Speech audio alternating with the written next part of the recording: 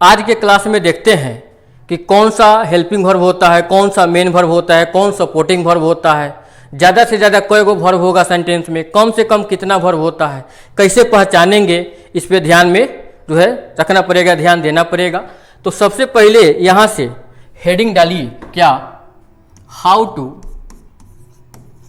To identify a helping verb comma supporting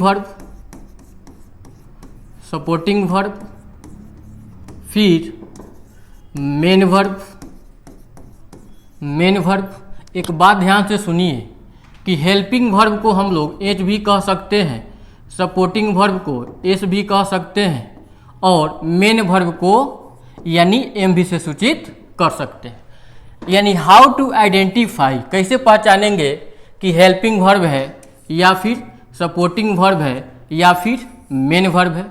अब यहाँ से एक बात थोड़ा ध्यान से देखा जाए, क्या देखा जाए कि जैसे मान लेते हैं कि एक सेंटेंस हो, कितना सेंटेंस, एक सेंटेंस हो, एक सेंटेंस में अगर एक वर्ब हो, कितना वर्ब हो, वन वर्ब, एक सेंटेंस हो और एक ही वर्ब हो, ध्यान से देखिएगा, वो आपका हेल्पिंग वर्ब हो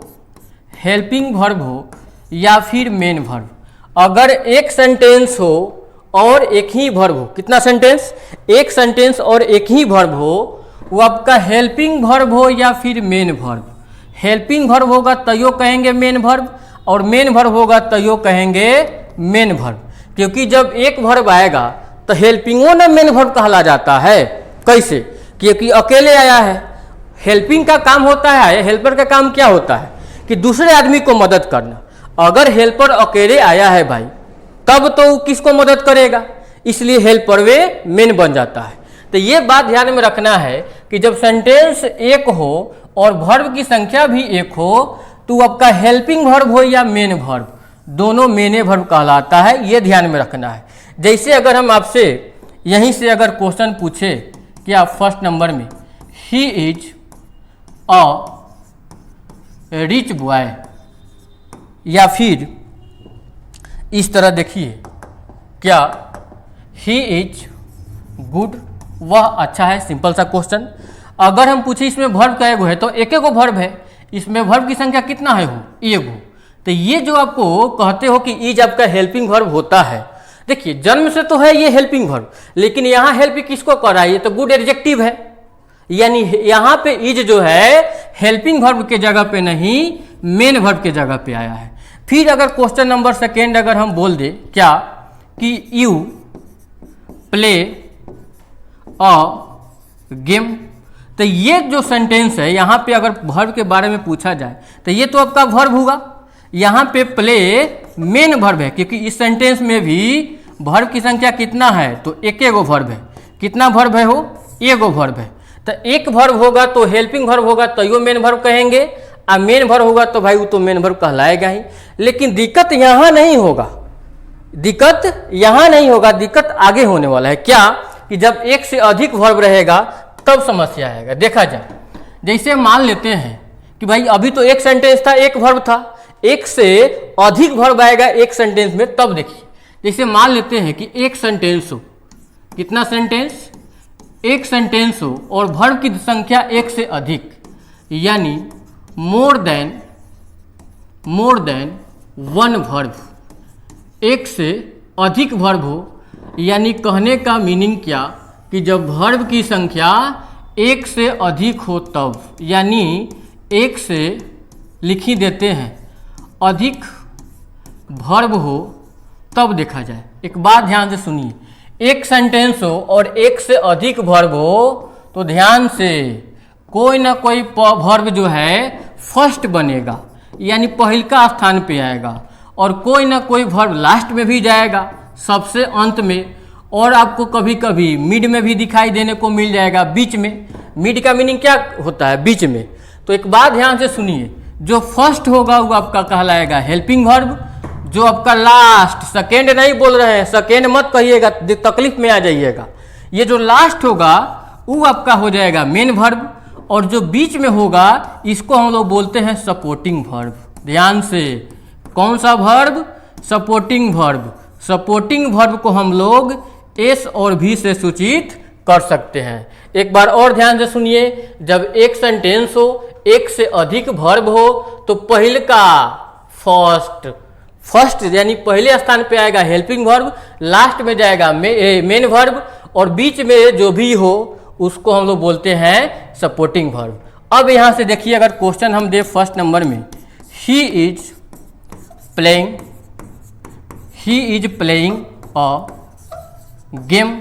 एक बात ध्यान से सुनो, इसमें अगर पूछे वर्ब कय गो है, तो एक प्लेइंग है और एक इज है। इसमें वर्ब की संख्या 2 गो वर्ब है, तो 2 गो वर्ब है, तो ये तो होगा भाई फर्स्ट, इसको क्या बोलेंगे? फर्स्ट।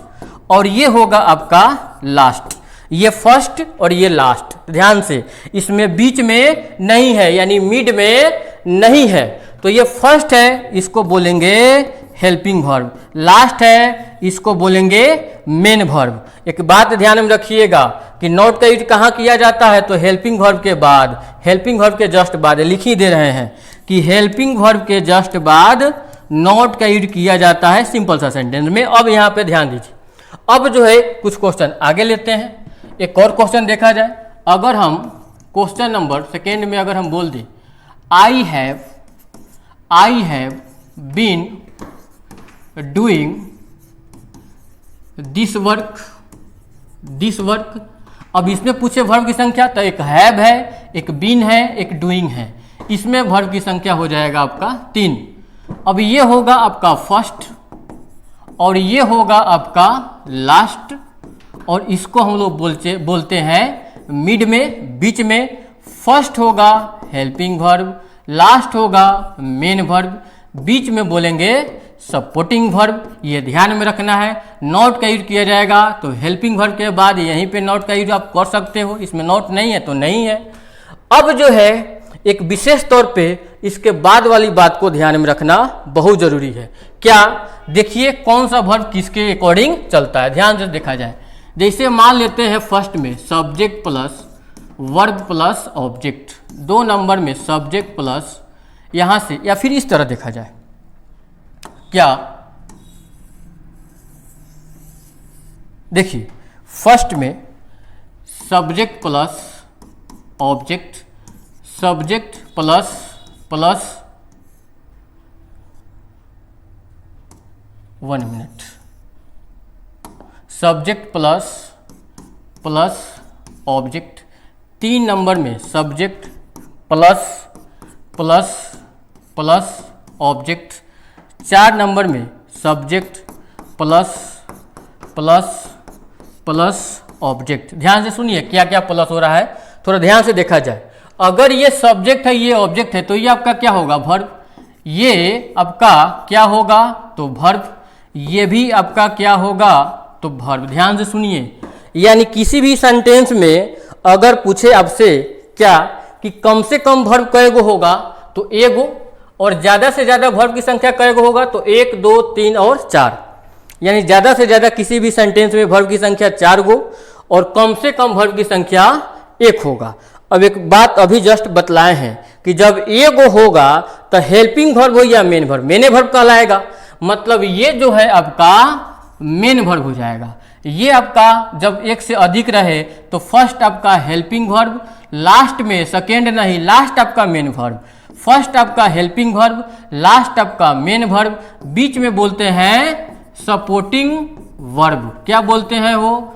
Supporting verb. ये भी ध्यान में रखना है। ये है आपका फर्स्ट तो हेल्पिंग वर्ब, लास्ट आपका हो जाएगा मेन वर्ब और बीच में सपोर्टिंग वर्ब। एक विशेष तौर पे ध्यान से देखिए, क्या ये जो मेन वर्ब आया है इसी सब्जेक्ट के अकॉर्डिंग चलता है, और ये हेल्पिंग वर्ब इसके अकॉर्डिंग, ये वर्ब अपने जस्ट पहले के अकॉर्डिंग नहीं। को ये जो है ध्यान में रखना है, कितना आदमी ये मेन वर्ब सब्जेक्ट के अकॉर्डिंग तड़पा देता है, तो गलत हो जाएगा।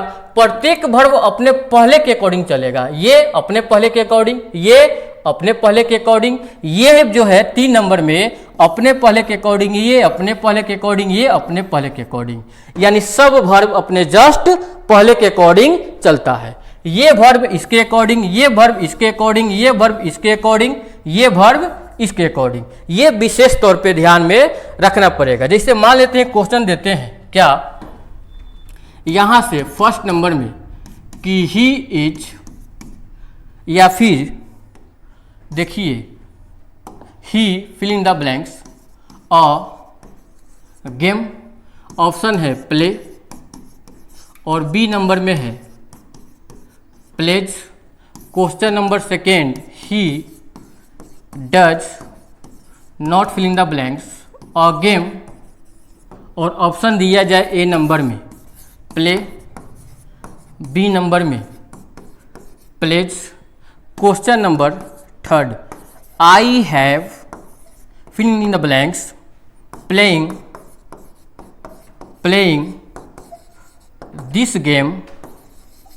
दिस गेम फॉर 2 hours, और ऑप्शन दिया जाए BEB सेकेंड में, BEEN बीन थर्ड में बिंग। तो एक बात समझिए क्या, कि ये जो वर्ब आएगा अपने जस्ट पहले के अकॉर्डिंग सिंगुलर है तो सिंगुलर वर्ब, ये होता है प्लूरल वर्ब, सब्जेक्ट में एस लगता है तो सिंगुलर वर्ब, ये सही होगा, ये गलत हो जाएगा। ये डज आया होगा सिंगुलर हेल्पिंग वर्ब है तो इसी के अकॉर्डिंग आया होगा। आगे जो वर्ब चलेगा इसके डज के अकॉर्डिंग चलना पड़ेगा। तो डज के बाद V1 तो V1 दीजिए, ये है आपका V5, ये है आपका V1, ऑप्शन ये होगा, ये आपका कट जाएगा। ये हैव किसके अकॉर्डिंग आया होगा, आई के अकॉर्डिंग, और हैव के बाद कौन वर्ब चलता है V3, ये है आपका V1, ये है आपका V3, ये है आपका V4, हमको चाहिए V3, ऑप्शन ये होगा, और बाकी ऑप्शन कट जाएगा। अब बी वर्ब दीजिएगा बीन, बी वर्ब का पार्ट है बीन, तो बी वर्ब के बाद तो V4 एक्टिव में, तो क्वेश्चन भी है आपका एक्टिव में। आशा करते हैं कि आज का जो सेशन है समझ में आया होगा। जो भी समस्या होगा, प्रॉब्लम होगा, कमेंट करके हमको बतलाइएगा, नेक्स्ट क्लास में उसको समाधान किया जाएगा। कभी कोई क्वेश्चन में प्रॉब्लम हो तो भी बतला सकते, क्योंकि हम भी तो इंसान ही हैं।